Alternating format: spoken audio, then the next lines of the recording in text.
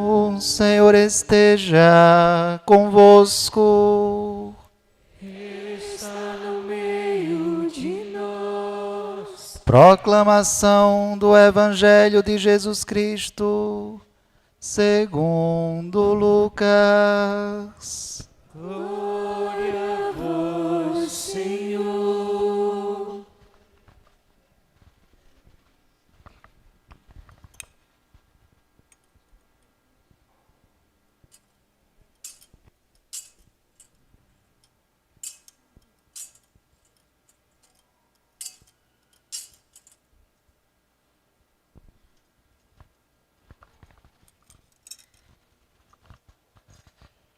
Naquele tempo, veio Jesus à cidade de Nazaré, onde se tinha criado. Conforme seu costume, entrou na sinagoga no sábado e levantou-se para fazer a leitura. Deram-lhe o livro do profeta Isaías. Abrindo o livro, Jesus achou a passagem que está escrito: O Espírito do Senhor está sobre mim, porque ele me consagrou com a unção para anunciar a boa nova aos pobres. Enviou-me para proclamar a libertação aos cativos e aos cegos a recuperação da vista, para libertar os oprimidos e para proclamar o ano da graça do Senhor. Depois fechou o livro, entregou-o ao ajudante e sentou-se. Todos os que estavam na sinagoga tinham os olhos fixos nele. Então começou a dizer-lhes: Hoje se cumpriu esta passagem da Escritura que acabastes de ouvir. Todos davam testemunho a seu respeito, admirados com as palavras cheias de encanto que saíam da sua boca. E diziam: Não é este o filho de José? Jesus, porém, disse: Sem dúvida, vós me repetireis o provérbio: Médico, cura-te a ti mesmo. Faze também aqui em tua terra tudo o que ouvimos dizer que fizeste em Cafarnaum. E acrescentou: Em verdade, eu vos digo que nenhum profeta é bem recebido em sua pátria. De fato, eu vos digo, no tempo do profeta Elias, quando não choveu durante 3 anos e 6 meses, e houve grande fome em toda a região, havia muitas viúvas em Israel. No entanto, a nenhuma delas foi enviado Elias, senão a uma viúva que vivia em Sarepta, na Sidônia. E no tempo do profeta Eliseu,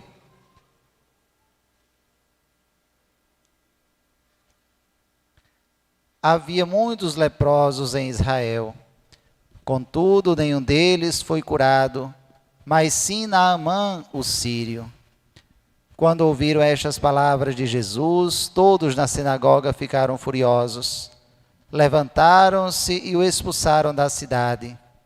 Levaram-no até o alto do monte sobre o qual a cidade estava construída, com a intenção de lançá-lo no precipício. Jesus, porém, passando pelo meio deles, continuou o seu caminho. Palavra da salvação. Glória a vós, Senhor.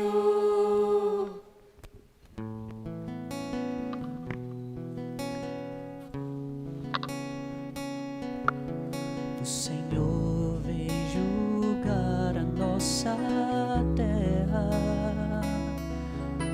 O Senhor vem julgar a nossa terra. O Senhor vem julgar a nossa terra. O Senhor vem julgar a nossa terra.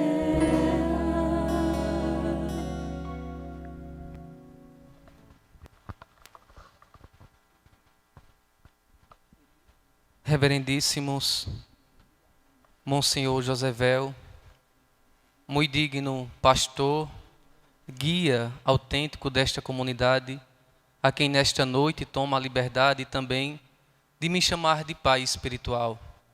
Dizia agora há pouco, no café, no jantar com o Senhor, que foi no CCC que eu nasci para a fé, o meu segundo nascimento, porque a fé já estava plantada em mim desde o meu batismo. Mas, graças ao CCC, eu fiz aquele encontro, aquela experiência com Cristo. Reverendíssimo Padre Francisco, vigário paroquial, Reverendíssimo Padre Fábio, meu amigo, meu irmão no sacerdócio. Que alegria poder celebrar com vocês nesta noite.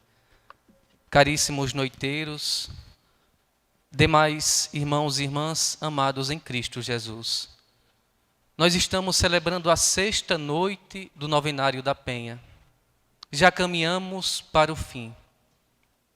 Noites de reflexão, noites de oração, noites de escuta atenta da palavra, noites de encontros e de experiências com Deus. A festa está se acabando, mas diante desta conotação verdadeira, como está a nossa vida? Nós que estamos frequentando noite após noite este novenário, alguma coisa mudou em nossas vidas? Será que nosso Senhor Jesus Cristo ainda consegue tocar os corações e as almas dos filhos da Virgem da Penha? A fé que eu estou rezando aqui no templo, professando com os meus lábios, é a mesma fé que eu rezo lá fora com a minha vida? Ou há uma cisão, ou há uma ruptura entre a minha fé que eu rezo e a minha vida lá fora? Ou quando acaba o novenário, quando eu passo daquela porta, eu deixo Deus aqui dentro e lá eu vou viver a minha vida? São perguntas sérias que devem ser feitas nesta noite.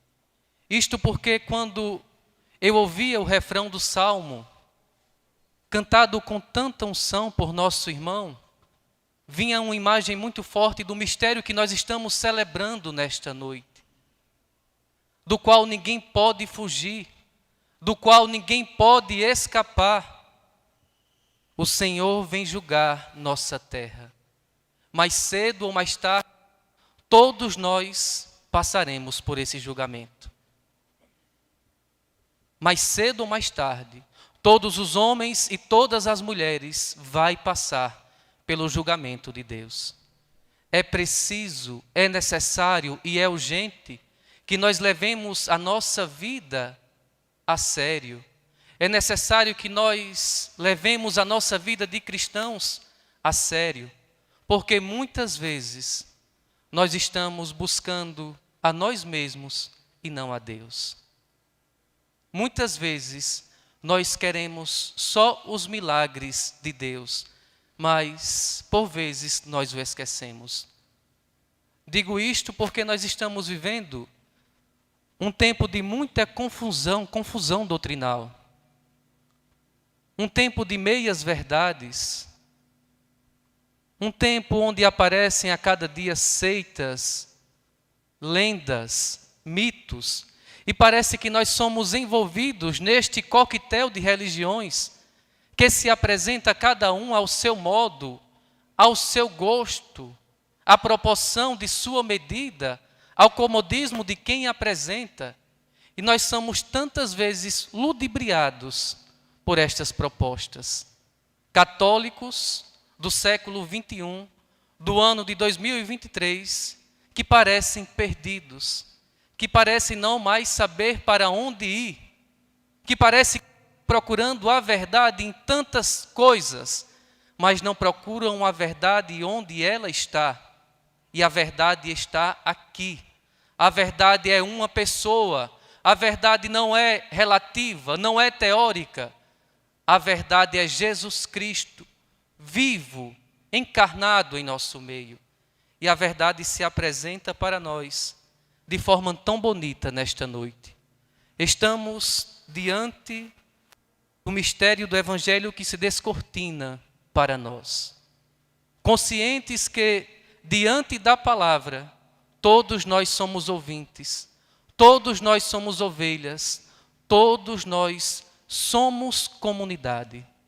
E esta verdade foi confiada por Cristo à igreja, igreja una, igreja santa, igreja apostólica, a igreja católica foi confiada a Pedro e aos seus sucessores legítimos, foi confiada aos apóstolos e aos seus sucessores, os bispos, foi confiada a nós sacerdotes, que somos colaboradores diretos do bispo. Nós estamos com a verdade.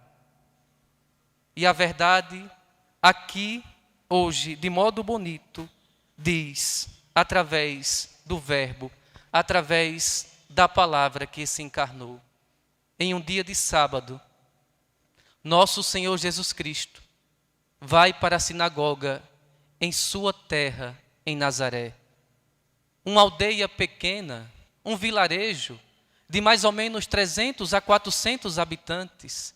E entrando ali, naquela capelinha modesta, ele pega o livro do profeta Isaías, abre e lê. O Espírito do Senhor está sobre mim, porque Ele me consagrou com a unção, para anunciar nova aos pobres. Enviou-me para proclamar a libertação aos cativos e aos cegos a recuperação da vista, para libertar os oprimidos e para proclamar um ano da graça do Senhor. Eis a linda profecia que se atualiza hoje para nós, que acontecia exatamente naquele instante e que para nós, pela força do Espírito Santo, chega com a mesma força. Nosso Senhor anunciando aos homens e mulheres de nosso tempo a libertação, mas não a libertação de qualquer coisa, não a libertação de uma doença, não a libertação de uma guerra, não a libertação de uma pandemia. Nosso Senhor hoje está anunciando a libertação do maior mal deste mundo, da maior doença deste mundo, o pecado. E nós nos colocamos nesta noite como os pobres, como os carentes, como os limitados, como os pequeninos, como os de corações feridos, cansados e oprimidos pelo pecado. Todos nós, cansados, fatigados, com o peso que nós carregamos dos nossos pecados. Nós devemos, nesta noite, fazer uma reflexão acerca de nossas vidas, acerca de nossas histórias, acerca de nossas exigências, como nós estamos vivendo a nossa fé. Reportemo-nos ao Antigo Testamento e percorramos tudo aquilo que foi vivido pelo povo de Deus, os sofrimentos dos patriarcas que se esforçavam para guiar o povo de Deus, as angústias dos reis e dos juízes, os anseios dos profetas a proclamar a boa nova. Povo este que tantas vezes agiu com a cabeça dura, povo este que tantas vezes fora infiel para com Deus, mas Deus, com seu amor, com a sua misericórdia, sempre estava ao lado deste povo, sempre estava ao nosso lado, sempre está ao nosso lado. Nós devemos redescobrir esta beleza, esta grandeza da parte de Deus, que por vezes nós esquecemos. Nós temos a síndrome de Adão, nós temos a síndrome de Eva, de viver no pecado e não querer sair dele. Mas olhemos, continuemos a olhar para o Antigo Testamento. Quando o homem expulso do paraíso, em uma caminhada de milênios, ele buscava a verdadeira salvação. A cada passo, as promessas eram renovadas, ora de modo mais misterioso, ora de modo mais claro. Mas a esperança era que guiava aqueles homens e aquelas mulheres de corações retos. Era o elemento essencial para que eles perseverassem na fé. Mas afinal de contas, quando chegaria o tão esperado Messias? Quando chegaria a salvação para nós? Parece que esta pergunta se repete em nosso tempo. Nós nos perguntamos tantas vezes: onde está Jesus Cristo? Onde está o Messias? Onde está a salvação? Ele chegou hoje e nos anunciou a salvação. E nós, o que estamos fazendo? E nós, de que maneira nós estamos vivendo? Quando olhamos de forma triste, infelizmente, para a sociedade contemporânea, nós percebemos que o homem e a mulher se afastou de Deus, se rebelou contra Deus, virou as costas para Deus e vive como se Deus não existisse. É um alerta grave que nós devemos ter consciência, que parece que também nós, cristãos católicos, batizados, somos envolvidos por este canto da sereia que tantas vezes emprenha nosso ouvido e nós nos deixamos levar pelo grito da maioria, pela fala da maioria, pelo pensar da maioria. Nós assistimos triste aos noticiários quando acompanhamos agora em nosso país um grupo militando para que aprove a maconha, para que liberte as drogas, para que libere, para que cada um possa usar o quanto quiser. É porque essas pessoas não compreendem a dor de uma família. Essas pessoas não compreendem famílias que são destruídas por causa das drogas. Mas também uma parcela, e agora voltou com mais força, e eu digo com toda a liberdade, porque já se passaram as eleições, que estão militando aí a favor do aborto. E nós cruzamos os nossos braços, fechamos os nossos olhos para não ver tudo aquilo que acontece diante de nós. E pousam como um problema de saúde pública. E nós, muitas vezes, somos influenciados por este pensamento e, por vezes, balançamos a cabeça e dizemos: é verdade, agora a mulher pode abortar quando ela quiser. Que triste. Todos aqueles que militam a favor do aborto só militam porque já nasceram. Se eles tivessem sido abortados. E nós olhamos para tudo, fechamos os nossos olhos e não dizemos nada? Temos que criar uma consciência mais profunda do que é ser cristão. Essas duas lógicas, elas não se harmonizam. A lógica dos homens, a lógica do mundo, com a lógica de Deus. Nunca irão se harmonizar. Elas são distintas, elas nunca vão entrar em acordo. Ou nós abraçamos esta sede louca do mundo, de querer se dar bem a qualquer custo, a qualquer preço, de querer ter sucesso sempre, de querer vivermos o nosso comodismo, de querer viver tudo aquilo que o mundo ensina, ou nós abraçamos a radicalidade do Evangelho, ou nós somos fiéis ao Evangelho. Evangelho este que é tão contra a corrente. Evangelho este que é tão contra os nossos pensamentos. Evangelho este que é tão contra este mundo. Evangelho este que é tão contra os nossos desejos. Evangelho este que é tão contra os nossos caprichos e as nossas ilusões. E parece que nós nos iludimos, querendo viver a lógica dos homens, sem querer viver a lógica de Deus. Que tristeza olhar para uma sociedade onde Cristo foi retirado. E nós iremos compactuar com isso? Ou nós iremos viver a verdade que a igreja nos apresenta, sendo cristãos verdadeiros, sendo homens e mulheres de fé que professam, não só com os lábios, mas com a vida? Nós temos que nos levantar do nosso comodismo e viver a fé em sua inteireza, não em pedaços, não em partes. Ou este evangelho serve para nós ou ele não serve. Ou nós abraçamos a fé que a igreja nos ensina, ou nós não abraçamos. Uma fé que é completa, com a tradição, com o magistério, com as sagradas escrituras.